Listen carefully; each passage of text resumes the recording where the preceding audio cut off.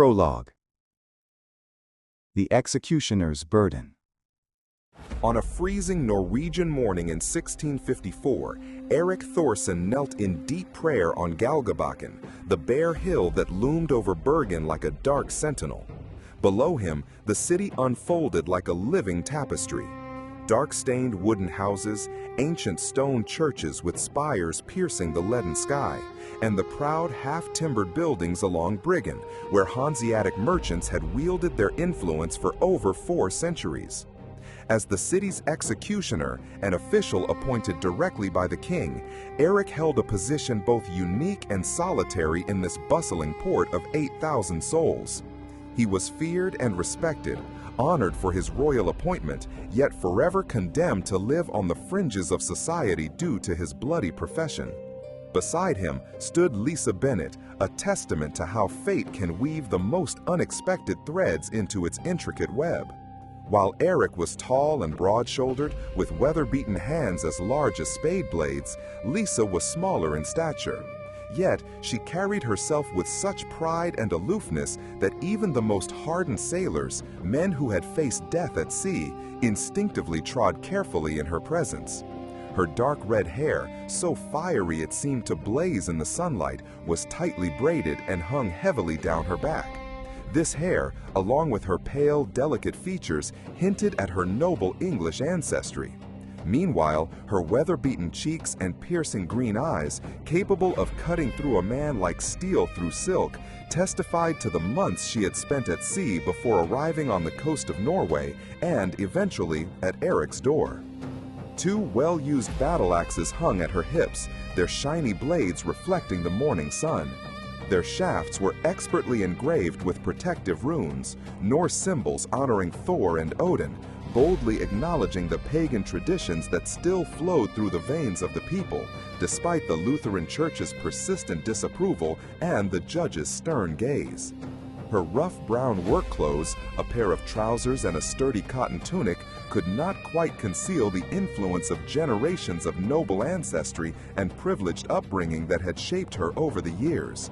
Her movements retained the unmistakable elegance of her dance and fencing training, foundations of her former life as the daughter of a Yorkshire baron, lending her a smooth, equestrian precision even when she walked.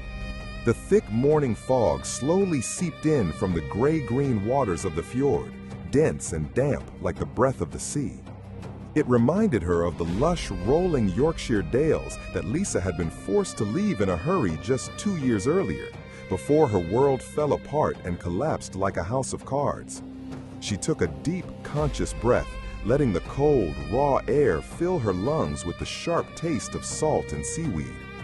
"There will be storms today," she said in her deep, commanding voice, which still carried the subtle but unmistakable hints of her refined English accent. Years of weather forecasting at sea, first disguised as a crew member, then as a woman fighting for her own survival, had made her weather reports as reliable as a compass needle. 2 years earlier, on that fateful November night, Erik had discovered Lisa as she desperately tried to steal bread from his modest house in the city.